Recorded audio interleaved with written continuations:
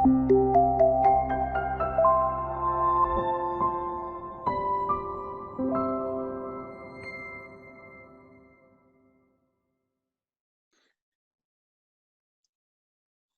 mon nom est Vanessa Beckman et je suis directeur de vente chez Isabelle. Je serai votre hôte aujourd'hui.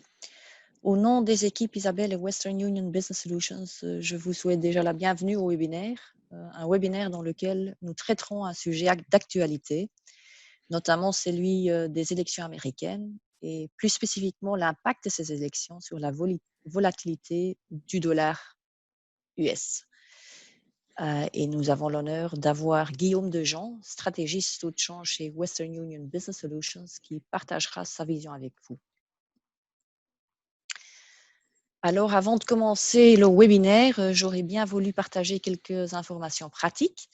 C'est-à-dire que le webinaire lui-même prendra une quarantaine de minutes et sera suivi d'une session questions et réponses. Maintenant, pour des raisons pratiques et logistiques, seuls nos intervenants auront leur micro ouvert. Donc, si vous souhaitez leur soumettre une question durant la présentation, n'hésitez pas. Et vous pouvez cliquer sur le bouton QA au bas de votre écran Zoom et simplement écrire votre question. Nous en sélectionnerons quelques-unes auxquelles nous répondrons à la fin de la présentation. Le webinaire sera également enregistré et nous allons partager l'enregistrement avec vous tous. Avant de passer la parole aux intervenants de Western Union Business Solutions, je me permets également de vous dire quelques mots sur le partenariat entre Isabelle et Western Union Business Solutions. En fait, c'est une collaboration mise en place en septembre dernier qui vous permettra en tant qu'utilisateur Isabelle 6 d'effectuer vos paiements internationaux plus rapidement, plus facilement et ceci en toute sécurité. En fait, Western Union Business Solutions est un leader mondial dans le domaine des transferts d'argent et des paiements en devises et donnera les sociétés utilisatrices Isabelle 6 accès à un réseau international de plus de 200 pays et plus de 130 devises. Plus précisément, vous aurez tous accès à un service de conversion de devises en temps réel en exécutant vos paiements internationaux dans Isabelle 6. Je passe maintenant la parole à Mark-Eli Caspar, qui est directeur général Western Union Business Solutions Benelux et France. Merci beaucoup Vanessa, merci et bienvenue à tous. Un grand merci pour votre participation à cette conférence qui, je crois, va nous donner quelques clés de compréhension autour des enjeux et de l'importance de ces élections américaines et de leur impact sur les marchés financiers dans ce contexte que nous vivons tous de crise mondiale et d'épidémie. Comme le dit Vanessa, Western Union Business Solutions est la division B2B du groupe Western Union. Nous sommes donc le leader mondial des paiements internationaux et de la gestion du risque de change à travers des plateformes digitales pour les paiements et de l'accès à des salles de marché où nos clients sont accompagnés par des experts.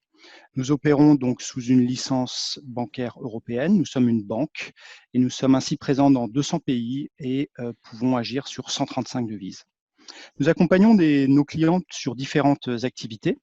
Nos clients sont des importateurs, des exportateurs. Ce sont des PME, des PMI, ce sont des grandes entreprises, des ONG et aussi des spécialistes dans tout ce qui est versement de pensions ou de salaires. Nous travaillons aussi dans le secteur de l'éducation pour toute question de incoming, outgoing, paiement en masse ou des projets de couverture du risque de change, évidemment.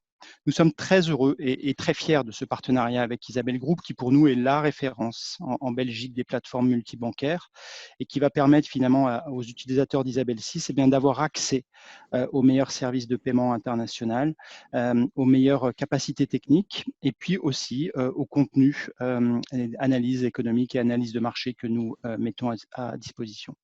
À ce sujet, aujourd'hui, un de nos meilleurs analystes, Guillaume Dejean, va partager ses visions et ses prévisions autour de ces élections. J'espère vraiment que cette présentation va vous aider à mieux comprendre, peut-être à réduire certaines incertitudes et puis à vous aider à avancer, à prendre les décisions que vous êtes en train de prendre pour l'année 2021. Je vous souhaite de bien profiter de ce webinaire. Je te passe le micro, Guillaume. Merci à Mark-Eli, merci à tous et à toutes de vous être connectés pour donc ce webinaire sur les élections américaines. Initialement, ça aurait dû être l'événement de l'année 2020 si l'actualité n'avait malheureusement pas été éclipsée par cette crise sanitaire et cette crise économique. Néanmoins, ça n'enlève en rien à l'intérêt de ce scrutin. Bien au contraire, le contexte macroéconomique actuel a accentué finalement les incertitudes autour de cette élection et surtout complexifié la lecture des risques et des impacts de ce scrutin sur les marchés financiers et plus particulièrement sur le dollar. Définir les impacts que cette élection aura sur les élections aura sur le dollar, c'est la promesse que l'on s'est faite sur ce webinaire et c'est la raison pour laquelle on vous a convié cet après-midi.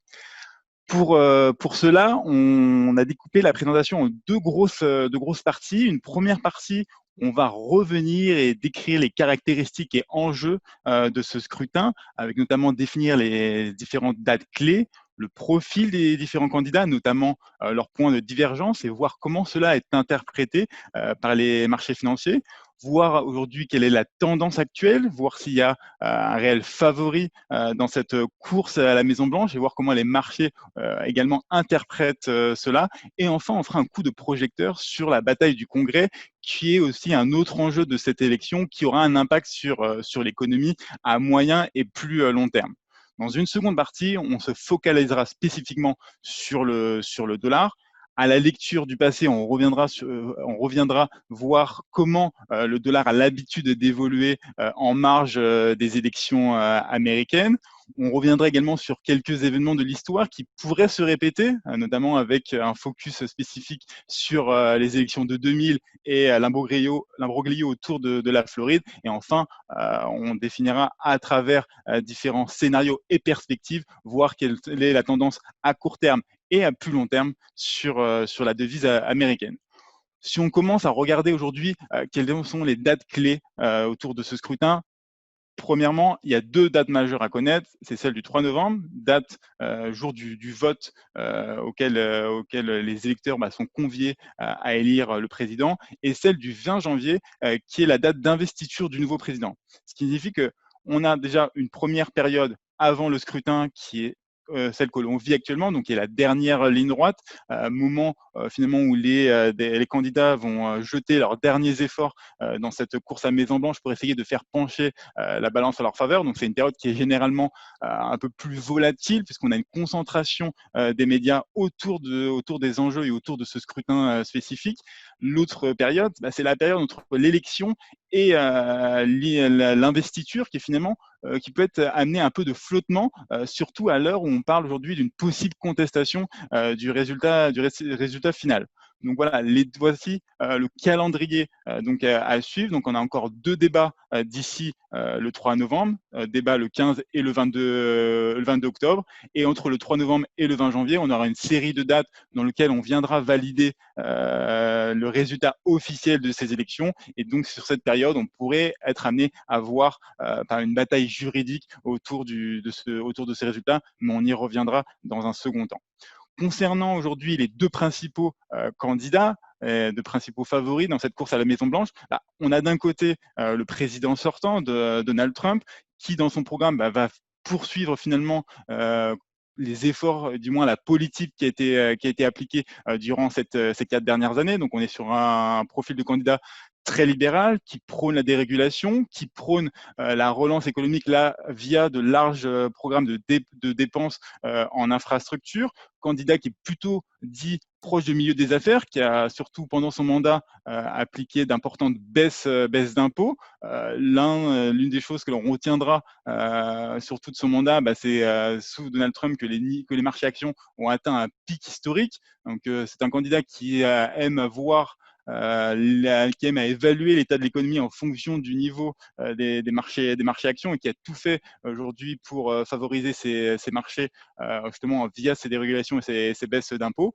Et on est sur un candidat aussi qui est plutôt protectionniste, voire même isolationniste, qui va favoriser la relance de l'économie à travers une politique de repli sur soi, qui n'hésite pas à aller au conflit avec ses partenaires économiques et appliquer des droits de douane s'il le faut. On s'en rappelle, les conflits, la guerre commerciale qui a été effectuée entre les États-Unis et la Chine entre 2018 et 2020. À l'opposé, on a un candidat démocrate avec un profil totalement différent. On est sur un candidat qui prône plutôt un retour de l'État-providence, davantage de dépenses dans le social, dans la santé, volonté d'augmenter le salaire minimum. On est également sur un candidat qui prône une relance via de grands, larges programmes de dépenses. À l'inverse, on est plutôt sur un candidat qui est plutôt favorable à venir taxer les plus riches pour essayer de réduire les inégalités sociales dans le pays et qui veut aussi assurer sa relance à travers une hausse des impôts. Donc, il y a une volonté de détricoter finalement les actions qui avaient été mises en place par le président après le président sortant. On parle d'une hausse d'impôt sur la société qui est quand même assez conséquente puisqu'on voudrait relever le taux d'imposition de 21% à 28%.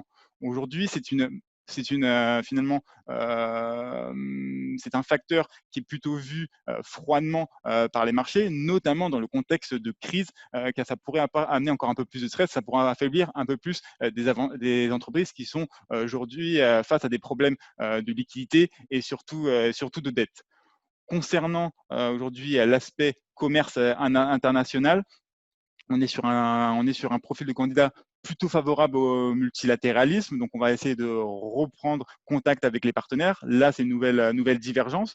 Plutôt une bonne nouvelle finalement pour les pays qui avaient été en conflit avec les États-Unis. On pense surtout à l'Europe qui ont fait l'objet de pas mal de tensions auprès de l'OMC sur ces dernières années.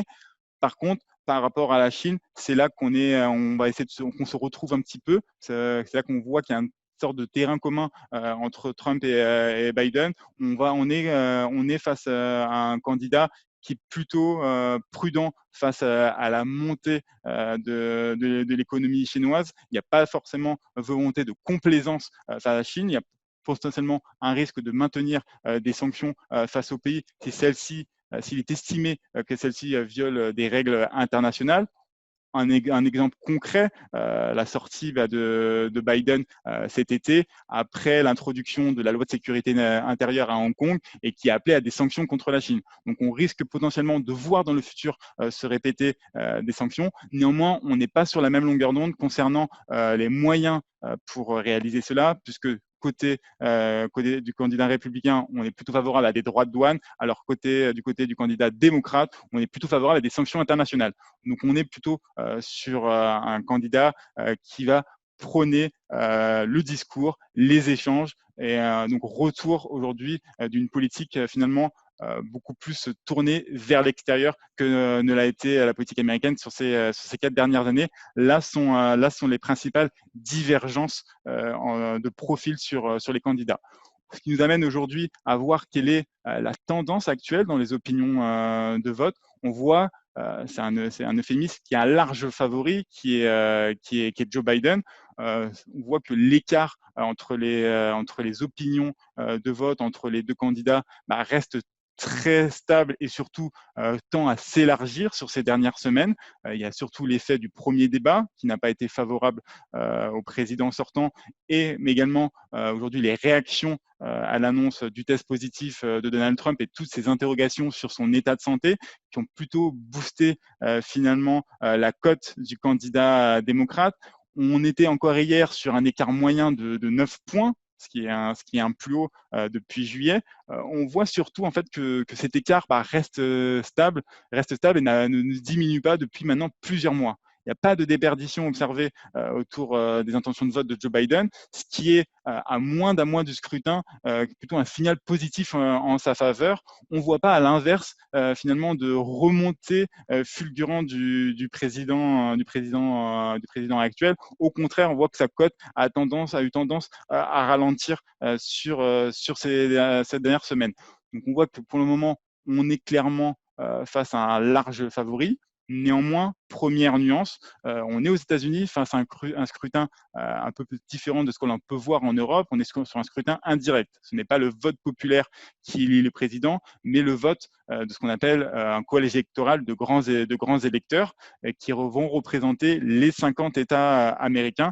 C'est à travers ce vote des grands électeurs qui est nommé le président. On en a un exemple encore très récent. Si on regarde en 2016, Hillary Clinton avait eu 500 000 votes environ de plus que Donald Trump, mais avait néanmoins perdu l'élection à travers le vote des grands électeurs. Mais sur ce sujet-là, on voit que sur les différentes prédictions à un mois encore du scrutin, Joe Biden est quand même le candidat le mieux placé pour remporter ce scrutin et semble avoir déjà une large avance sur son principal candidat. On regarde sur les niveaux aujourd'hui d'anticipation de vote des possibles grands électeurs. Le candidat démocrate semble déjà avoir les 270 votes nécessaires pour remporter le scrutin. Donc, pour le moment, il y a une anticipation assez importante qui est faite sur une victoire de Biden qui semble être le scénario le plus probable. Donc, ça fait que d'un point de vue marché, on anticipe déjà ce résultat. Tout autre résultat serait donc considéré comme une surprise. Si maintenant on regarde l'autre enjeu de ce scrutin, c'est la bataille du Congrès. Le président va représenter le pouvoir exécutif, le Congrès le pouvoir législatif. On a deux chambres qui vont voir ces sièges renouvelés. D'abord la Chambre des représentants, dont le renouvellement des sièges, à savoir 435, sera réalisé à 100%. Généralement, le président qui remporte l'élection était aussi celui qui va avoir la majorité au sein de la Chambre des représentants. L'incertitude repose surtout sur le Sénat. Est-ce que le président qui va l'emporter sera capable aussi de remporter le Sénat? L'incertitude demeure parce que, contrairement à la Chambre des représentants, on a un renouvellement que seulement d'un tiers des sièges lors de cette élection, 35 pour être plus précis.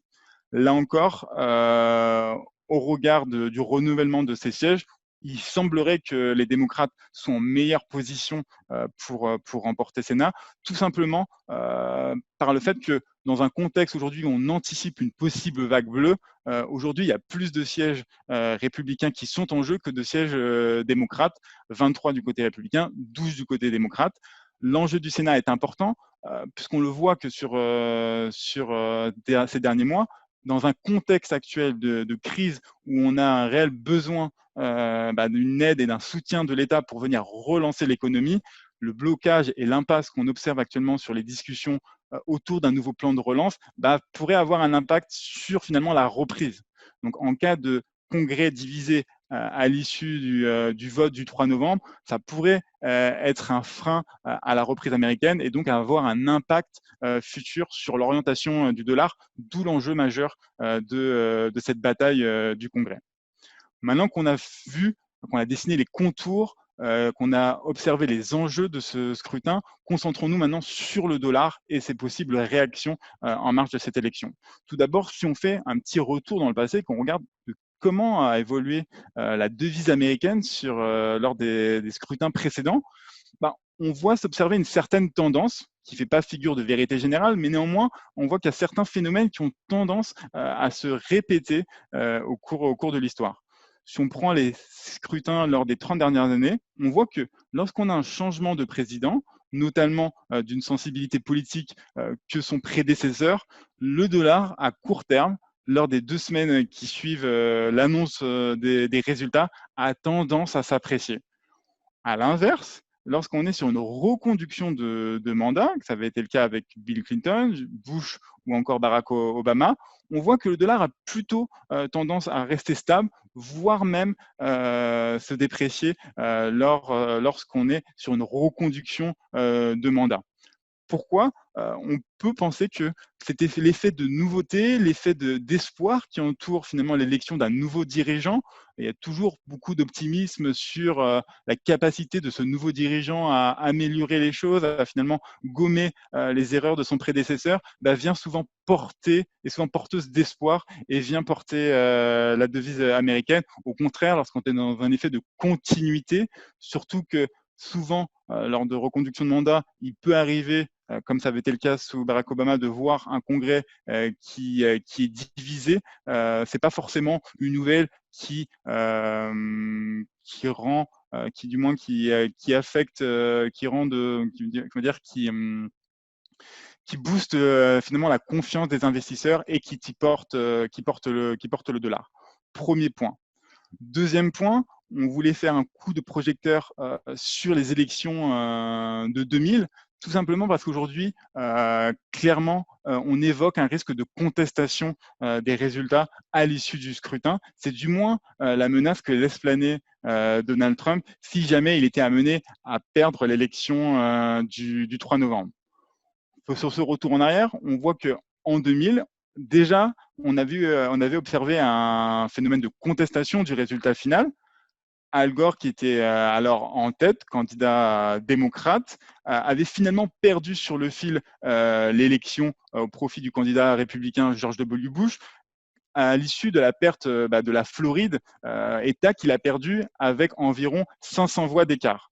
S'en était suivi à l'issue de ce résultat une bataille juridique, une contestation de ce résultat.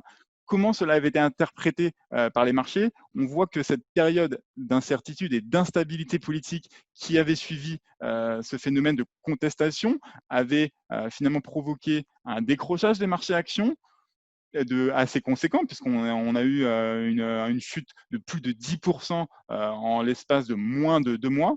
Côté de la devise américaine, dans un premier temps, on a vu une devise américaine qui a augmenté à l'issue des résultats, ce côté de nouveauté, ce côté qui a été un peu porteur. Puis, au fur et à mesure qu'on a vu que finalement ces incertitudes autour du résultat final se prolongeaient, la devise américaine a fini par décrocher. Il y a eu un véritable sentiment de défiance qui s'est installé chez les investisseurs, défiance qui a engendré, comme je l'ai dit, cette correction des marchés actions et qui s'est aussi répercutée sur le dollar. Allons-nous vivre aujourd'hui le même scénario en 2020 que l'on a pu observer en 2000? C'est effectivement le risque. Comme je vous l'ai dit, on parle aujourd'hui d'un risque de contestation qui vient du fait que, contrairement aux précédentes élections, du fait du contexte de pandémie, on devrait avoir finalement une élection où le vote par courrier sera plus massivement sollicité. À travers ce contexte, le président américain en a profité pour évoquer ses suspicions de fraude sur le résultat final. Il a annoncé qu'il n'y aurait pas de transition pacifique en cas de défaite, d'où aujourd'hui une anticipation sur les marchés d'un risque de turbulence à l'issue de ce scrutin. Déjà, on pense que potentiellement, on pourrait ne pas connaître le nom du futur président directement le lendemain de l'élection. Si le score était amené à être serré, vu que le décompte sera un peu plus long que d'habitude, on pourrait devoir attendre plusieurs jours avant d'avoir une première tendance solide concernant le vainqueur. On pourrait avoir une bataille juridique aussi qui se met en place, comme on a pu le voir en 2000. Et donc, on viendrait demander l'avis à la Cour suprême pour trancher finalement ce débat.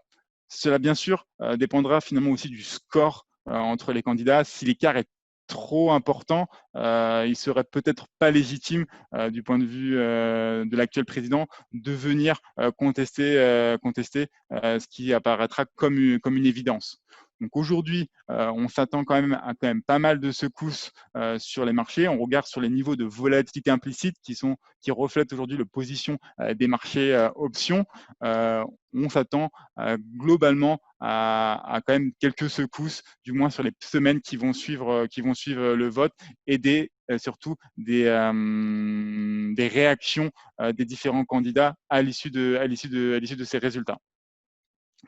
Maintenant, si on essaye de faire une sorte de matrice de scénarios, qu'est-ce qu'on peut envisager à l'issue des différents scénarios plausibles à l'issue du 3 novembre? Si on a une vague bleue, c'est-à-dire une victoire de Joe Biden avec une majorité démocrate au Congrès, finalement, on pourrait être amené à penser que c'est un peu un non-événement au regard des anticipations actuelles. C'est un peu le scénario central qui est déjà pricé par les marchés. Ce qu'il faudra surtout suivre, c'est voir les réactions de ces marchés au discours qui sera possiblement prononcé par Joe Biden, qui donnera une orientation à son futur mandat si jamais il est élu, et qui pourrait avoir un impact très important sur les marchés actions, mais également sur le dollar. Donc on pense que Potentiellement, la première action pourrait être un recul de la devise américaine sur fond de finalement satisfaction face à un résultat qui était globalement attendu, mais avec un risque d'inversion de sentiment si on voit du stress arriver sur les marchés. On prend juste un exemple concret de ce qui s'était passé en 2016. À l'annonce de Donald Trump, on a eu des marchés qui ont fortement chuté, que ce soit les marchés actions ou le dollar.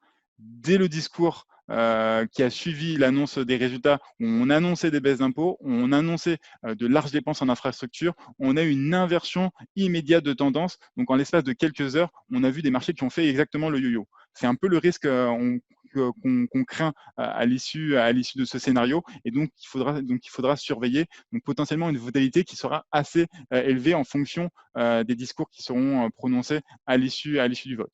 Dans un scénario 2, si on est sur une victoire de Biden avec un congrès qui est coupé en deux, globalement, tous les voyants seront au vert pour un rebond de la devise américaine. Si on est sur un résultat qui est potentiellement sujet à une contestation, ça pourrait amener de l'incertitude. On pourrait aussi avoir une inquiétude face justement à cette contraction des marchés actions face au sujet des hausses d'impôts. Donc, le dollar pourrait prendre le profil de valeur refuge et monter dans un premier temps. Si les incertitudes étaient amenées à persister, si on rentrait dans une large période d'instabilité, dans une longue période d'instabilité aux États-Unis, là, on pourrait avoir également une inversion de sentiments et donc des marchés qui pourraient diverger par la suite. En cas de victoire de Trump, on pourrait voir finalement des marchés qui accueillent la nouvelle plutôt favorablement, des marchés actions qui verraient là une continuité de la politique libérale qui a déjà été mise en place depuis 4 ans. Dans ce contexte-là, on imagine finalement une dynamique baissière se prolonger sur le dollar. On verrait finalement aussi revenir les craintes quant à la capacité de ce gouvernement de Trump à gérer la pandémie actuelle, eu égard les impacts qu'elle a aujourd'hui, à la fois au niveau sanitaire et à la fois aussi sur l'économie. En cas de victoire de Trump avec un congrès divisé, on pourrait avoir une volatilité très heurtée sur les marchés actions et donc un dollar qui a tendance à monter face à des pics de stress. Si on essaye de sortir maintenant de ces élections qui vont occuper finalement les marchés dans les semaines à venir, qu'on essaye de prendre un peu de hauteur et de se projeter maintenant sur 2021, on aura potentiellement un nouveau président, ou du moins on aura un dirigeant qui va mettre en place sa politique, il sera à la tête d'un pays qui viendra de vivre potentiellement sa plus forte contraction depuis la Seconde Guerre mondiale. Quels sont les facteurs qui vont influencer le dollar à moyen et à plus long terme? Premièrement, principal facteur, ça va être bien sûr l'évolution de la pandémie. Si on reste dans un contexte global de risque, le dollar pourrait être toujours favorisé par les marchés qui vont avoir tendance à solliciter ce qu'ils appellent des actifs dits refuges, comme peut l'être le dollar ou peut être le yen, face donc à des risques qui persistent. On a encore en souvenir ce qui s'était passé en mars. Si on repart sur un scénario de reconfinement de l'économie mondiale, on pourrait encore avoir des épisodes de crise de liquidité où le dollar est finalement fortement sollicité à la fois par les banques centrales, mais aussi par les entreprises qui vont se construire des trésors de guerre pour essayer d'assurer finalement une certaine continuité de leur activité. Là est le risque majeur. Petite nuance à cela, si on voit qu'on est sur une évolution de pandémie avec des effets disparates selon les pays, quand on a pu le voir au printemps avec une pandémie qui a baissé en Europe et qui a eu tendance à gagner en vigueur du côté américain, on pourrait avoir là des effets s'inverser et un dollar être moins sollicité par les investisseurs. Premier point, donc, l'évolution de la pandémie et bien sûr de la course au vaccin qui l'accompagne. Deuxième facteur, sur 2021, ce qu'on va surtout attendre, c'est de voir comment les différentes économies vont se redresser. Aujourd'hui, on va dire qu'on est plus ou moins c'est-à-dire plus ou moins logés à la même enseigne. On est sur des économies qui se sont contractées, qui sont en récession, qui ont vu leur dette fortement augmenter, qui ont baissé leur taux d'intérêt. Donc maintenant, au sein des principales économies mondiales, on est sur des taux quasiment à 0%, voire même négatifs. Ce qui va surtout être surveillé par les investisseurs, c'est la capacité des différentes économies à se redresser à la sortie de cette crise. Et donc, on va passer finalement d'une volatilité, comme on a pu le voir ces dernières années, qui était surtout centrée sur les divergences monétaires et les différences de taux d'intérêt, à aujourd'hui une volatilité qui pourrait être davantage centrée sur les divergences économiques et les différences de taux de croissance entre les pays. À ce sujet-là, les États-Unis, dont la Fed attend un rebond d'environ 4% de l'économie sur 2021, pourraient être à la traîne par rapport à certains de ses concurrents, notamment l'Europe, dont on attend un taux de croissance un peu plus important, estimé aujourd'hui par l'OCDE à 5% pour ce qui est de la zone euro. Ce qui découlera de la course à la reprise et donc à cette sortie de crise, c'est aussi l'aspect du coup monétaire. Troisième point à cela et troisième facteur qu'il faudra surveiller sur 2021, c'est qu'en fonction de la capacité de reprise de chaque économie, on verra aussi quelle banque centrale sera la plus à même de potentiellement remonter ces taux à moyen et long terme. Aujourd'hui, il n'y a aucune banque centrale qui parle d'une hausse de taux avant 2 à 3 ans. C'est notamment le cas de la Fed aux États-Unis. Les anticipations actuelles, les projections faites par la Banque centrale américaine, c'est qu'il n'y aura pas de hausse de taux au plus tôt avant fin 2023. Si toutefois on voyait certaines économies, y compris les États-Unis, être capables de se redresser plus vite que prévu et voir notamment des taux d'inflation remonter plus vite que prévu vers les objectifs de 2% fixés par les banques centrales, on pourrait avoir aussi des spéculations monétaires qui pourraient porter la devise. Ce n'est pas ce qui est attendu du côté américain. Autre facteur du coup négatif, c'est que sur un dollar qui a surtout été sollicité et favorisé ces dernières années par des rendements plutôt attractifs, notamment par rapport à l'Europe où on était sur des taux négatifs, aujourd'hui on voit que cette attractivité, aujourd'hui elle est quasiment nulle parce qu'avec des taux presque à zéro du côté américain, il n'y a plus un écart aussi important et aussi attractif entre les États-Unis et la zone euro, d'où mon idée de départ qui est aujourd'hui, la volatilité va être davantage influencée par la course à la reprise. Dernier point, et non des moindres, ça va être aussi la question de la dette. Les économies se sont fortement endettées sur 2020. Elles devraient encore s'endetter davantage sur 2021 pour essayer de relancer l'économie. Or, une hausse de la dette, s'il n'y a pas de croissance derrière, ça pourrait finalement impacter aussi le sentiment et l'appétence des investisseurs pour certaines zones géographiques. On pense notamment que du côté des États-Unis, qui souffrent d'un double déficit depuis maintenant plusieurs années, finalement, si on a finalement un regain de confiance qui se confirme du côté européen, avec notamment une stabilité politique qui semble s'instaurer dans la région, on pourrait avoir finalement une rotation des intérêts vers l'Europe depuis les États-Unis. La question de la dette et notamment les craintes surtout des hausses d'impôts qui pourraient être observées en cas de victoire de Joe Biden dans un contexte aujourd'hui très compliqué pour les entreprises où le risque de faillite est très important, complexifie aujourd'hui l'intérêt que pourraient avoir les investisseurs à moyen et long terme pour les États-Unis. Ce qui nous porte à notre conclusion sur ma partie et de voir quelle est l'orientation aujourd'hui attendue sur l'euro-dollar. Deux points majeurs à cela. Premièrement, si on regarde sur les ensembles projections des différentes banques, 2 tiers des projections ciblent un taux euro-dollar entre 1,18 et 1,24 à horizon 12 mois. Donc, c'est-à-dire que c'est un taux qui sera bien supérieur ou quasiment sur les niveaux auxquels on est actuellement. Donc, on est globalement sur une vision plutôt optimiste sur cette paire-là. L'autre point très important à voir, c'est que il y a encore quelques mois, on avait encore des anticipations de possible décrochage de l'euro-dollar sous un 10 en cas de nouveaux scénarios catastrophes, notamment économiques et politiques du côté européen. Or, on voit que même aujourd'hui, les projections les plus pessimistes sur l'euro-dollar le ciblent entre 1,14 et 1,13. Donc, on est clairement sur un regain de sentiment vis-à-vis de l'euro. On parle aujourd'hui d'une possible fin de cycle d'un dollar qui a été très fortement valorisé pendant de longues années. Il y a un regain clair aujourd'hui de confiance vers la zone euro qui notamment a été initié à l'été dernier par l'annonce du plan de relance européen. On voit qu'il y a une tentative de coordination et de coopération européenne qui est en train de se mettre en place. Il faudra confirmer cela.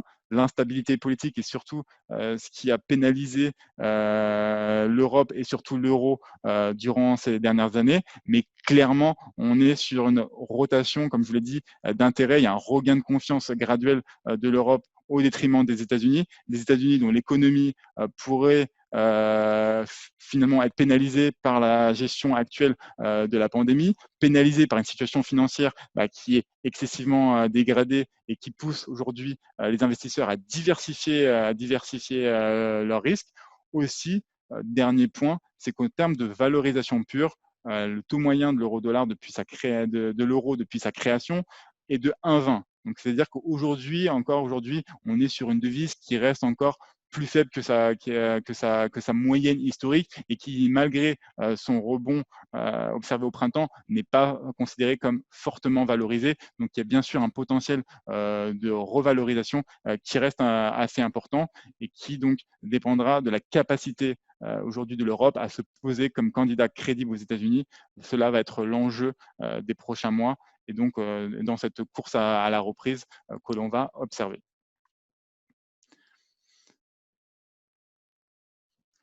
Merci beaucoup Guillaume.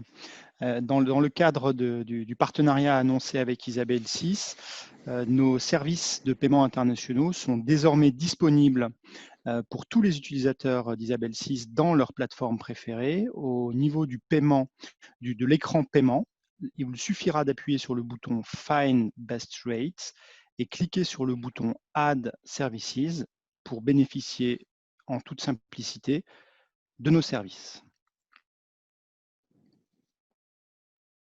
Le dernier slide. Vous pouvez désormais nous suivre, notamment sur notre compte LinkedIn, sur lequel on partage l'ensemble des productions de Guillaume Dejean. Vous y retrouverez des notes hebdomadaires, des alertes, des revues mensuelles, toutes disponibles depuis notre compte LinkedIn. Les vidéos aussi qui sont régulièrement publiées. Vous pouvez aussi sur notre site internet retrouver finalement le lien au service Isabelle et pouvoir accéder au service de Western Union via Isabelle. Donc depuis notre site internet, les liens sont établis. Vous trouverez aussi les numéros de téléphone ou l'adresse email si vous souhaitez avoir un complément d'information sur ces prévisions ou un point d'expertise particulier autour de vos couvertures 2021. Toutes les équipes Western Union Business Solutions sont à votre disposition. Merci beaucoup. À toi, Vanessa. Merci Marc-Élie, merci Guillaume également. Je pense que Guillaume a pris une petite pause et qu'il sera de toute façon prêt pour quelques questions.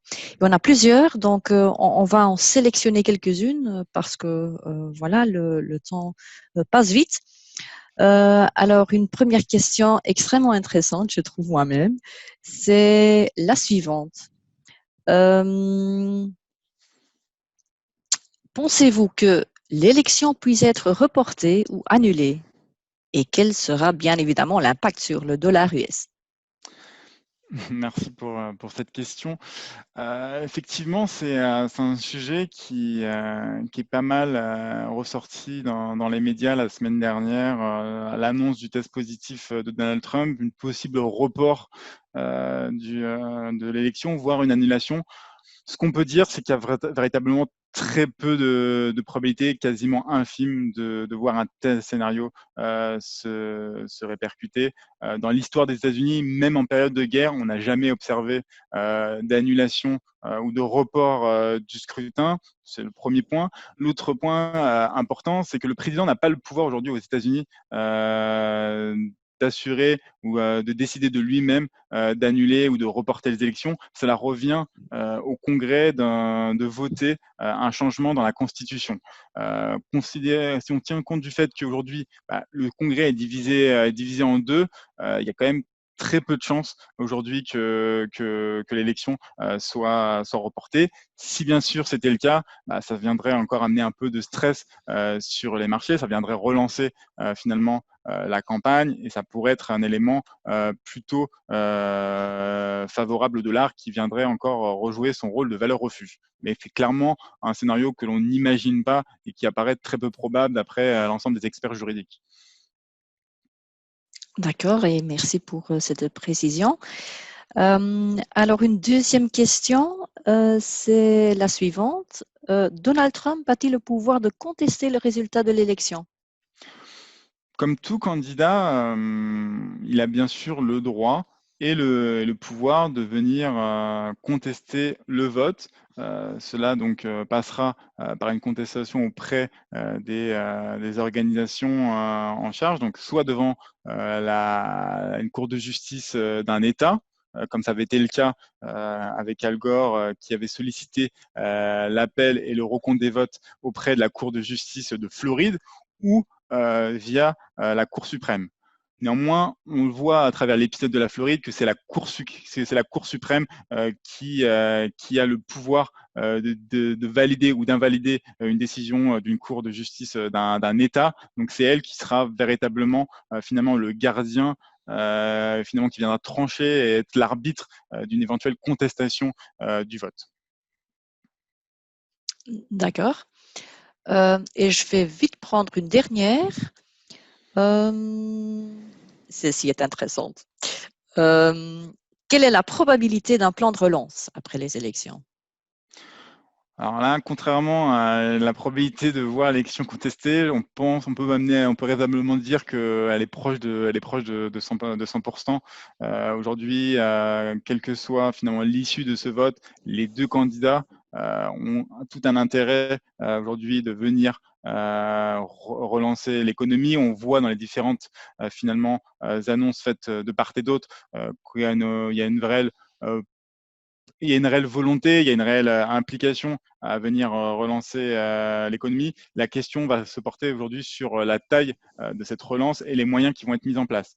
Il est clair que du côté républicain, aujourd'hui, il y a des voix qui s'élèvent quant à essayer de limiter les dépenses parce qu'on voit que ça a un impact, que ça vient augmenter la dette. Donc, il y a quand même quelques inquiétudes dans le côté républicain à mettre en place des plans de relance trop, on va dire, entre guillemets, généreux. Côté démocrate, on sait que voilà, il faut venir absolument soutenir l'économie, notamment les plus démunis. Donc, on pourrait, en cas de victoire démocrate, notamment avec un congrès qui serait dominé par les démocrates, un plan de relance massif. Sur les dernières propositions qui avaient été faites, on était sur des plans de relance entre 2 000 et 3 000 milliards de dollars. Entendu. Je crois qu'on va s'arrêter ici pour ce qui concerne les questions et les réponses. Un grand merci pour ces précisions, Guillaume. Merci à vous. En même temps, nous sommes arrivés à la fin du webinaire et les équipes Western Union Business Solutions et Isabelle espèrent vivement que cette session vous a été utile et qu'elle vous permettra de définir ou peut-être même de redéfinir votre stratégie de couverture du dollar. Merci encore pour votre présence et avant de vous laisser, nous vous invitons à compléter un sondage qui prendra 2 minutes. Il va de soi que nous valorisons votre retour et ça va d'ailleurs également nous permettre d'ajuster le contenu du webinaire si besoin pour encore mieux répondre à vos attentes. Puis, pour les personnes qui auront peut-être d'autres questions qui n'ont pas été traitées, vous pouvez utiliser le sondage afin de le signaler et nous les traiterons à votre meilleure convenance. Merci et à très bientôt. Merci. Merci tout le monde. Au revoir.